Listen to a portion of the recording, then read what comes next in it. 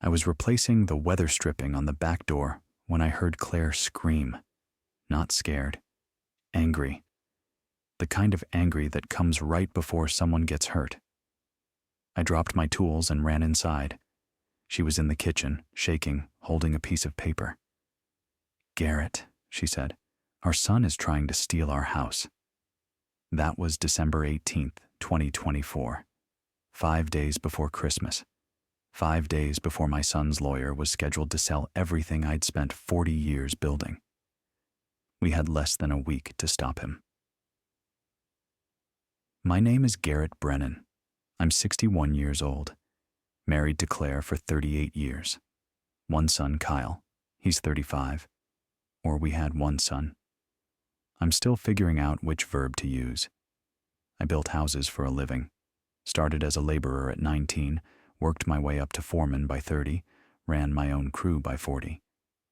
The work destroyed my knees and gave me a bad back, but it paid for everything. The house we live in, I built that myself in 1986. Took me 9 months of nights and weekends, but every nail, every board, every pipe, that was me. Claire and I raised Kyle here. 3 bedrooms, 2 baths, 1,800 square feet in Riverside, California. We planted an oak tree in the front yard when Kyle was 7. I taught him to use a hammer that same summer, when we built his treehouse together.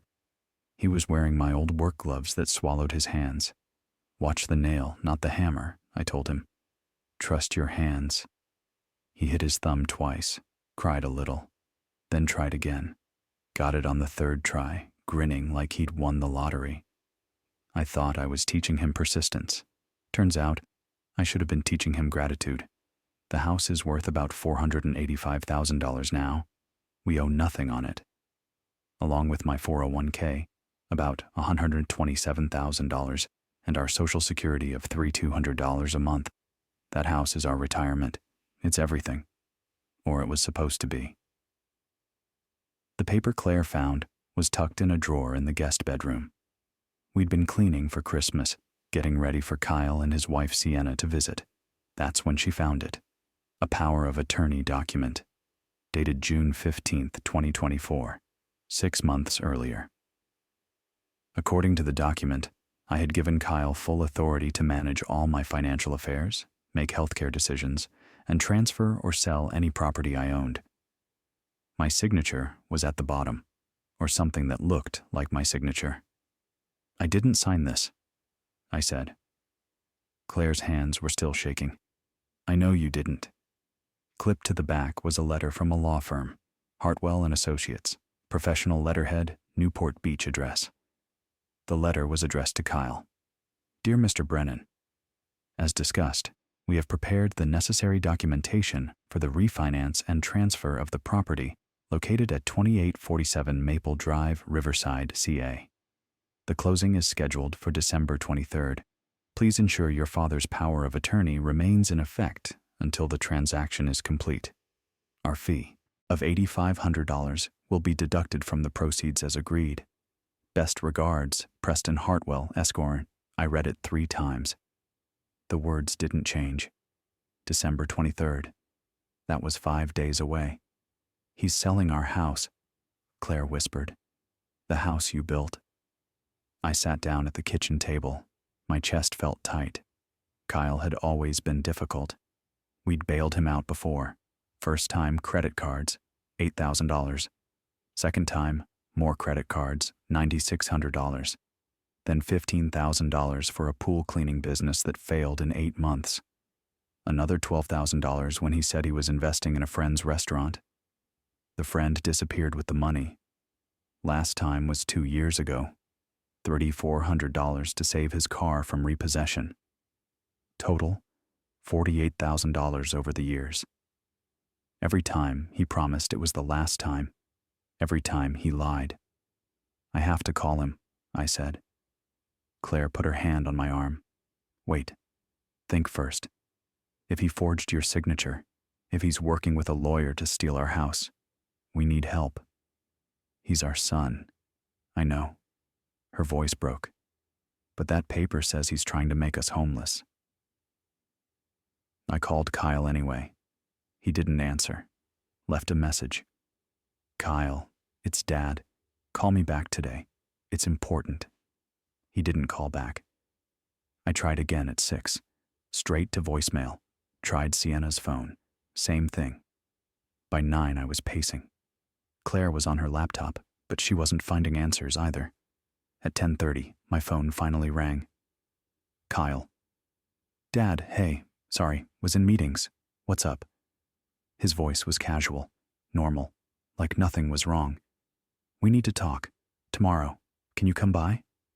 Tomorrow's tough. Sienna and I have this thing. Kyle, tomorrow. It's not optional. Pause. Is everything okay? No. Long silence. I'll be there at 2, he said, and hung up. He showed up at 2:15. Sienna wasn't with him. He was driving a new car, a BMW I'd never seen before. Navy blue, fresh off the lot.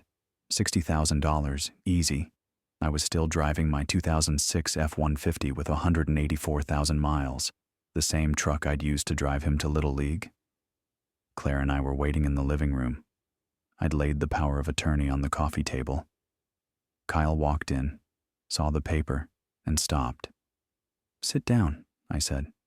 Dad, I can explain. Sit down. He sat. He wouldn't look me in the eye. His left knee started bouncing, rapid, nervous tapping. Same tic he'd had since childhood, when he broke the garage window, when he dented Claire's car, when he took money from her purse in high school. Always the left knee. Did you forge my signature? I asked. It's not what it looks like. That's not an answer. Did you forge my signature? I was trying to help. Answer the question, Kyle. He finally looked at me. Yes. But Dad, you don't understand. I understand you're trying to steal my house. I'm not stealing anything. You and Mom are getting older. You don't need this big house anymore. The equity's just sitting here doing nothing. It's our home, Claire said quietly. And I was going to take care of you. Kyle's voice rose. I found you a great place, a senior community in Barstow. 2 bedrooms, pool, activities. Barstow? I couldn't believe what I was hearing. You were going to put us in Barstow. It's affordable. And with the money from the house, after I pay off my debts, there'd be enough left for your rent there for at least 5 or 6 years. After you pay off your debts. Kyle shifted in his seat. I owe some money. It's temporary. I have business opportunities, but I need capital. How much do you owe? That's not... How much, Kyle? $78,000. The number hung in the air like smoke. Jesus Christ, I said. It's not gambling or anything stupid. I made investments. Credit cards got out of control. A business loan that didn't work out. And Sienna, she's been on me about our lifestyle, upgrading the house, keeping up with her family. So you decided to steal from your parents. It's not stealing. It's just accelerating my inheritance. You were going to leave me the house anyway, right? I'm just getting access now, when I actually need it. Get out, Claire said. Kyle looked at her. Mom, get out of our house. You don't understand the pressure I'm under. Sienna's family has real money, and I'm trying to keep up. I don't care, Claire said. Her voice was shaking. I don't care about Sienna or her family or your debts. You were going to make us homeless. Get out. Kyle stood up. For a second, I thought he might apologize, might realize what he'd done. Instead, he said, You'll regret this. That power of attorney is legal. Preston Hartwell is the best real estate attorney in Orange County. You can't stop this. Get out, I said. He left. The BMW pulled out of the driveway with a chirp of expensive tires. Claire and I sat in silence for a long time. We're going to lose the house, she finally said. No, I said. We're not. Friday morning, December 20th. I started making calls. I tried 8 law firms. Same story everywhere. Booked through New Year's, or they wanted $5,000 retainer up front I didn't have just sitting around. One paralegal suggested legal aid. They had a 3-week wait. By noon, I was starting to panic. Then my phone rang. Unknown number. Mr. Brennan, my name is Marcus Chen. I'm an attorney in San Bernardino. Your wife left me a message on the state bar referral line. I've got time this afternoon. Can you come to my office at 4? Yes, absolutely. What's your rate? Let's talk first. I'll tell you if I can help, then we'll discuss money. Marcus Chen's office was in a converted house in San Bernardino, not far from the courthouse. Small operation. Him and one paralegal. He was younger than I expected. Maybe 40, Asian heritage, wearing a dress shirt with no tie. His office was modest, but behind his desk was a framed photo. A young Vietnamese couple standing in front of a half-built house. His parents, probably. Next to it, a thank you card. You saved our home. The Nguyens. That's how I knew we were in the right place. We sat down. He already had our power of attorney document printed out. Your wife emailed it. I've been reviewing it for the last hour. He tapped the paper. This is a bad forgery. See this signature? Your real G has a loop at the bottom. This one doesn't. I pulled your 2018 refinance docs from county records. Completely different signature. So it's worthless? Legally, yes. The notary stamp is fake too. I called her. She has no record of this. But here's the problem. Marcus leaned forward. Preston Hartwell doesn't care if it's legal. He's betting you won't figure it out in time, or you won't have resources to fight back. Monday, he's going to show up at that closing with Kyle, present this fake document, and transfer the deed. But you just said it's invalid. It is. But if the title gets transferred, even fraudulently, you'll have to go to court to reverse it. That takes months. Meanwhile, Kyle could refinance, pull out the equity, spend the money. By the time you win in court, there's nothing left to recover. Claire grabbed my hand. What do we do? Marcus opened his laptop. We fight. Here's the plan. The plan had 2 parts. First, Marcus drafted an emergency legal notice and filed it with the county recorder's office that afternoon. The notice stated that any transfer of 2847 Maple Drive was disputed, that the power of attorney was forged, and that any title company proceeding would be liable for fraud. This won't stop a determined criminal, Marcus explained, but it'll stop a legitimate title company. They'll see this filing and refuse to proceed. It buys us time. Second, we created an emergency living trust and transferred the house into it. If your house is in a trust, Kyle can't touch it even with a fake power of attorney, Marcus said. A POA only gives authority over assets in your individual name. Trust assets are protected. This took 4 hours. Marcus's paralegal, Rosa, walked us through every signature, every page. By the time we finished, it was past 8. This should do it, Marcus said. Even if Hartwell tries to close Monday, he'll find the property is no longer in your individual name. The sale can't proceed. How much do we owe you? I asked. Marcus looked at Claire, then at me. My parents came here from Vietnam with nothing. My dad worked construction. They saved everything so I could go to college. I understand what you're facing. That's not an answer. $2,000, half now, half when this is over. For what he'd done, the emergency filing, the trust, hours of work, that was cheap, very cheap. Why? I asked. Because Preston Hartwell represents developers who push out working families. I've been on the other side of his cases 3 times. He doesn't care about the law. He cares about money, and I'm tired of guys like him winning. I wrote him a check for $1,000, Saturday morning, December 21st. My phone rang at 7. Kyle. Dad, what did you do? What I should have done before you stole from me. You filed something with the county. Preston is furious. He's saying you're going to get sued for defamation. Let him sue. That power of attorney is fake, Kyle. You forged it. You committed fraud. I was trying to help. You were trying to steal $500,000. There's a difference. Preston says we can still make this work, if you just cooperate.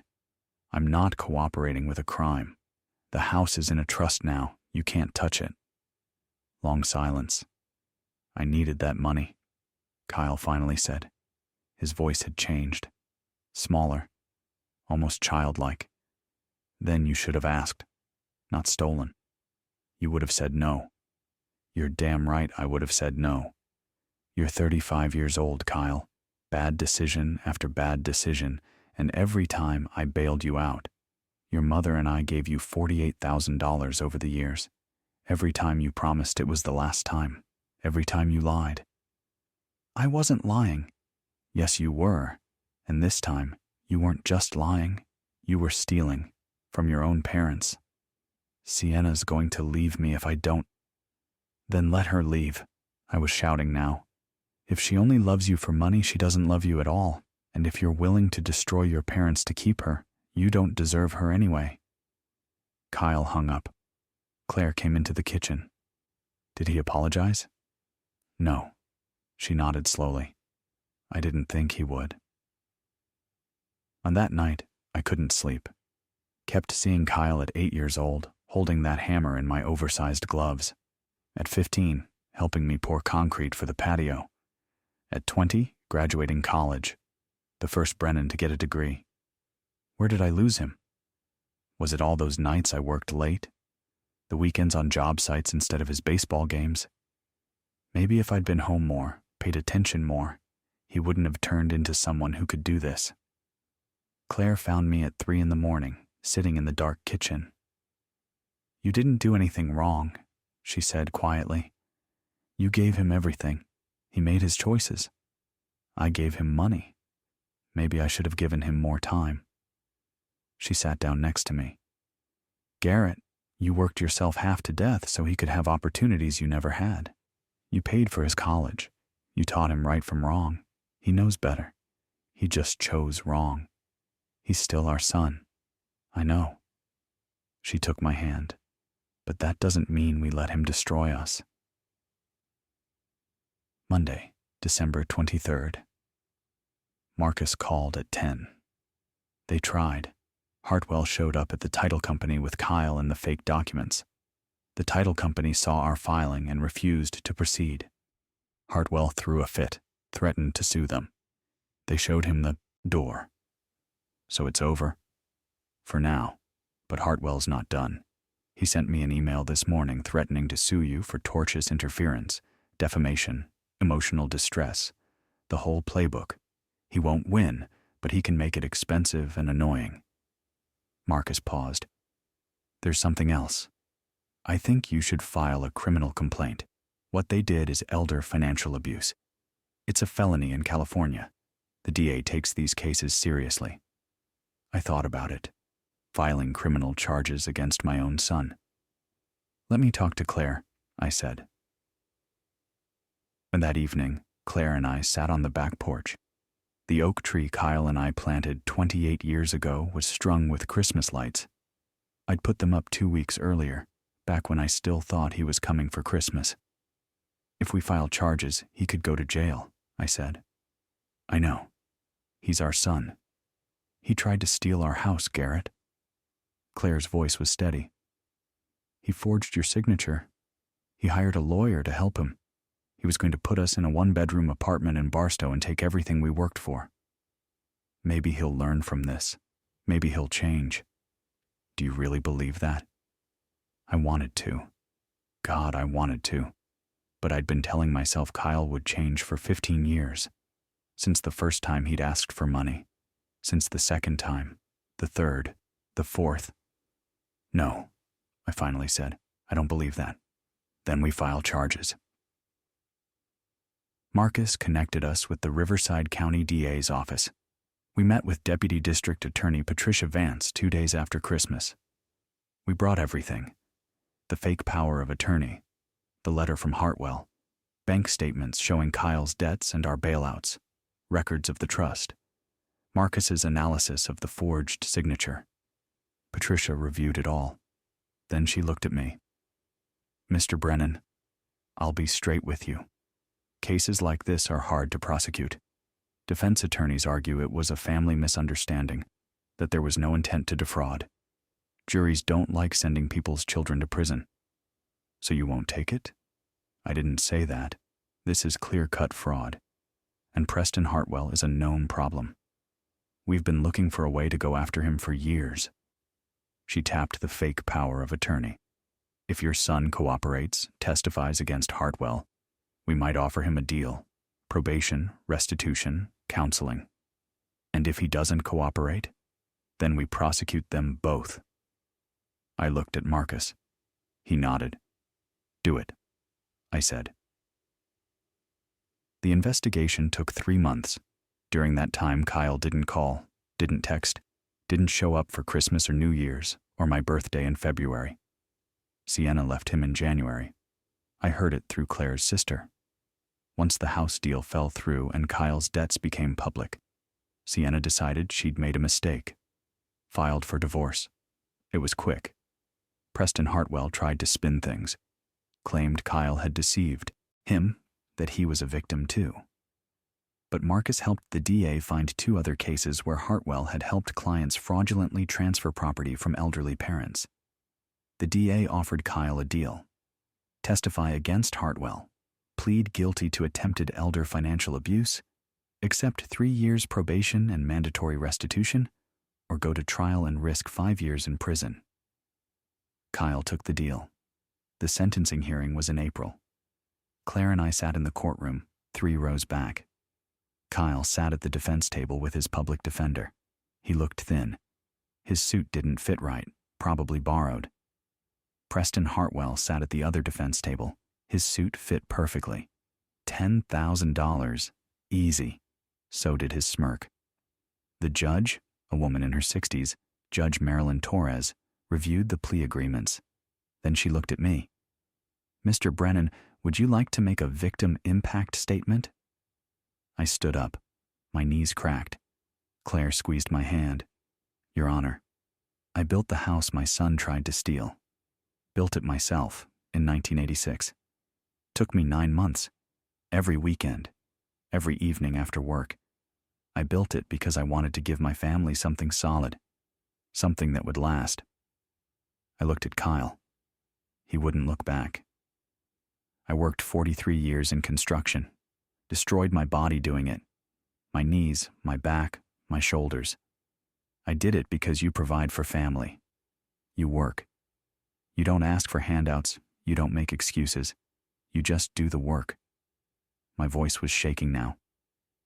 I gave my son everything I had. Not just money, $48,000 over the years, but my time, my knowledge. I taught him how to use tools, how to fix things, how to solve problems. And when he made mistakes, I helped him. Over and over. Because that's what fathers do. I paused. But what he tried to do wasn't a mistake. It was a choice. He chose to forge my signature. He chose to hire a lawyer to help him. He chose to try to take everything his mother and I spent our lives building.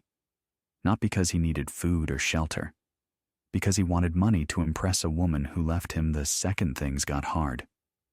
Judge Torres was watching me carefully. I'm 61 years old.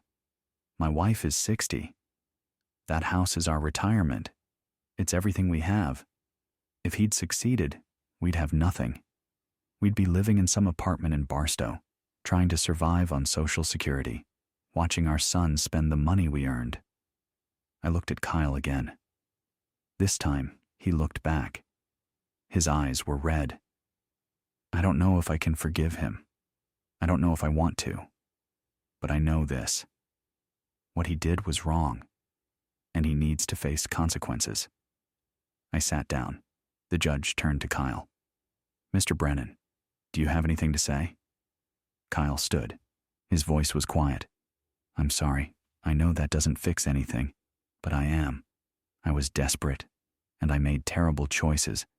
I hurt the people who loved me most. He looked at me. Dad, I'm sorry. Judge Torres nodded.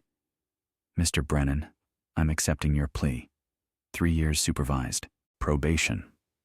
You will pay restitution to your parents in the amount of $12,000.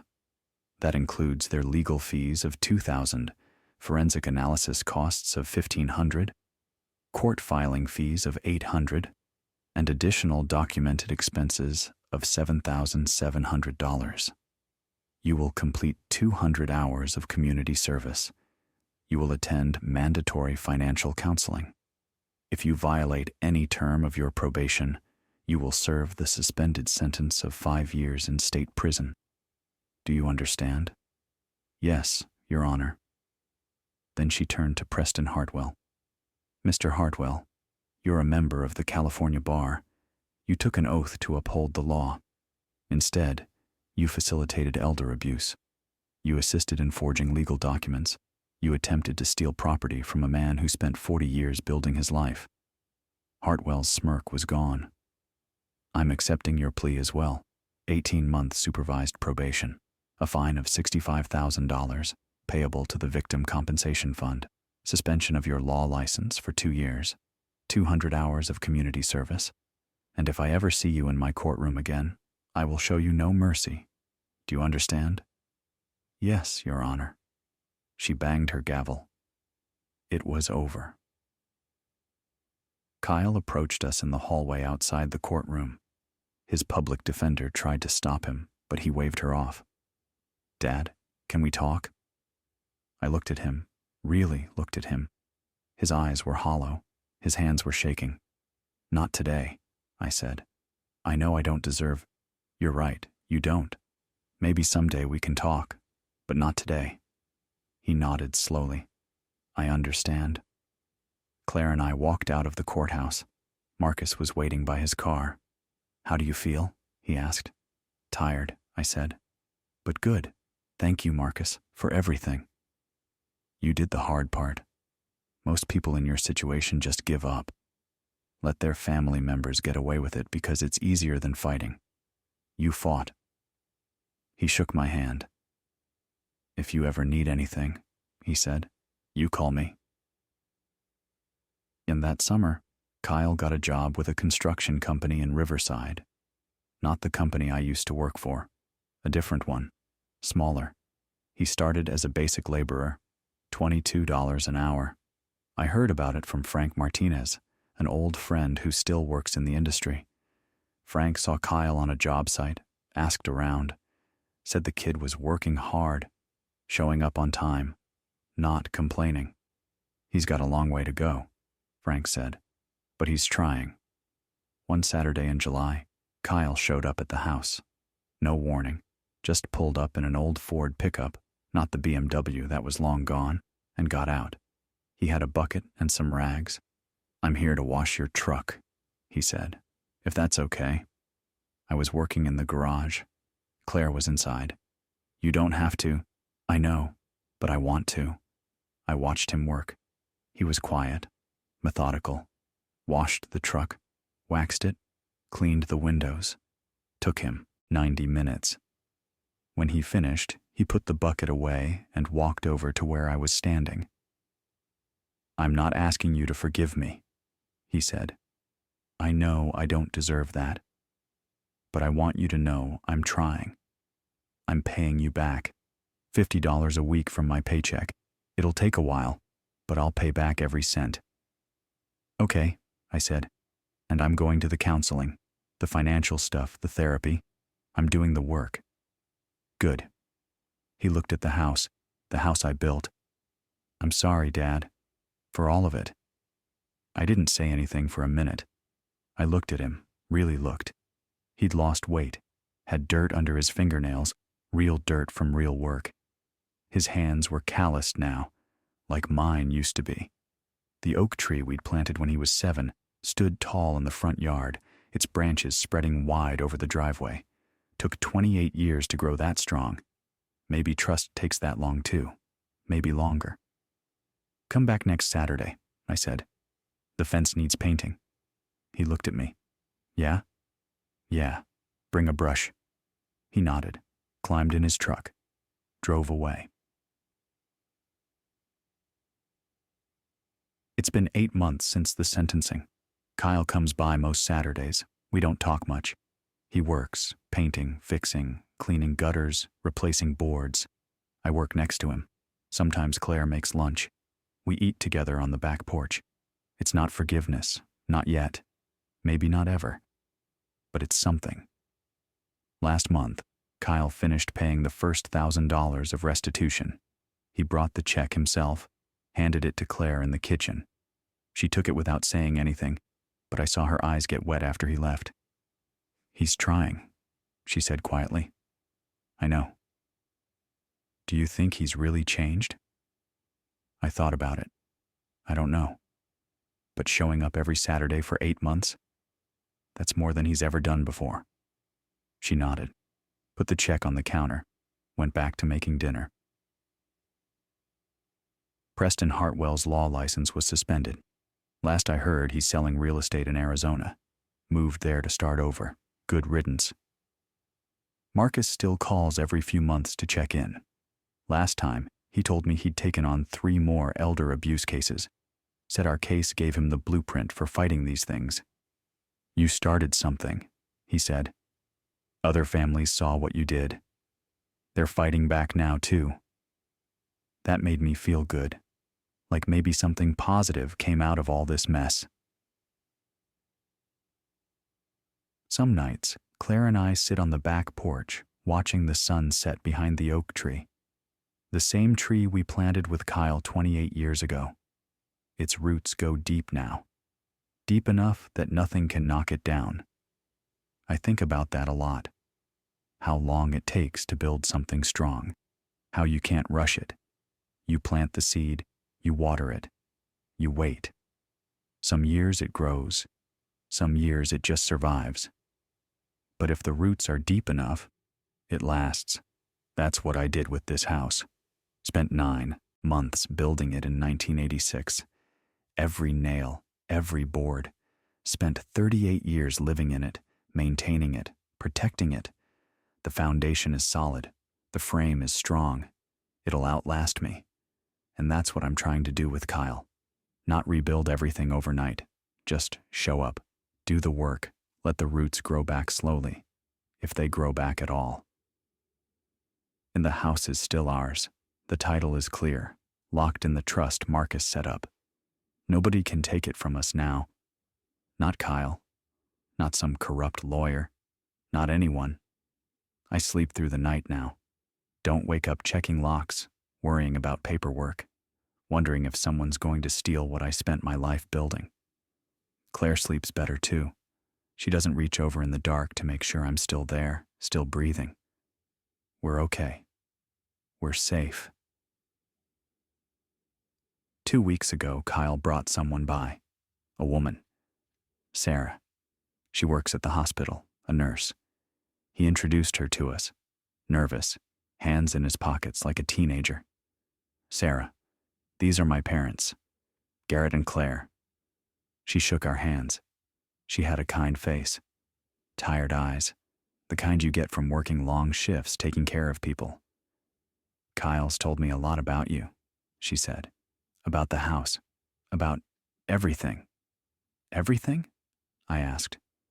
"Everything," she said. "What he did. What he's trying to do now to make it right."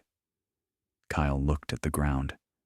I wanted her to know, before things got serious. She deserved to know who I was. "Who you were," Sarah said quietly, touching his arm. "Not who you are now." We invited them in for coffee, spent an hour talking. Sarah asked about the house, about how I built it. Asked good questions, the kind that showed she was actually listening, not just being polite. When they left, Claire said, "She seems nice." "Yeah. Think she'll stay?"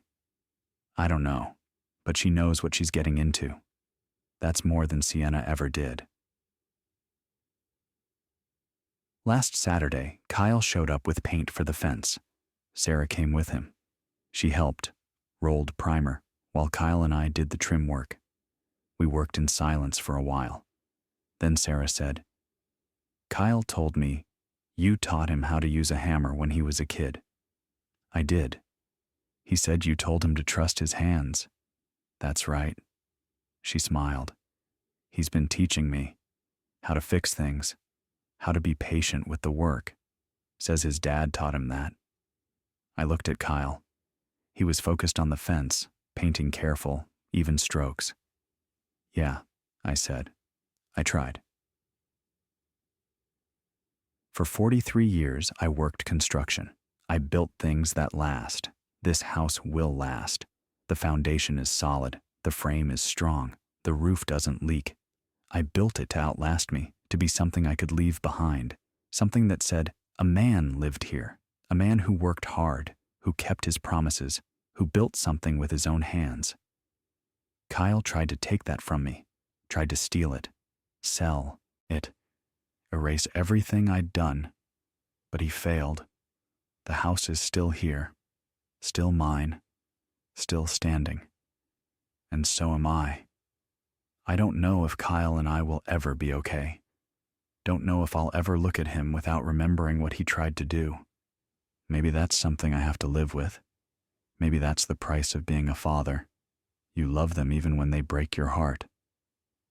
But I know this. He's showing up. Week after week. He's showing up. Doing the work. Trying to rebuild what he destroyed. That oak tree took 28 years to grow strong. Maybe trust takes that long too. Maybe longer. But if the roots go deep enough, if you give it time, if you don't give up, maybe it grows back. Maybe.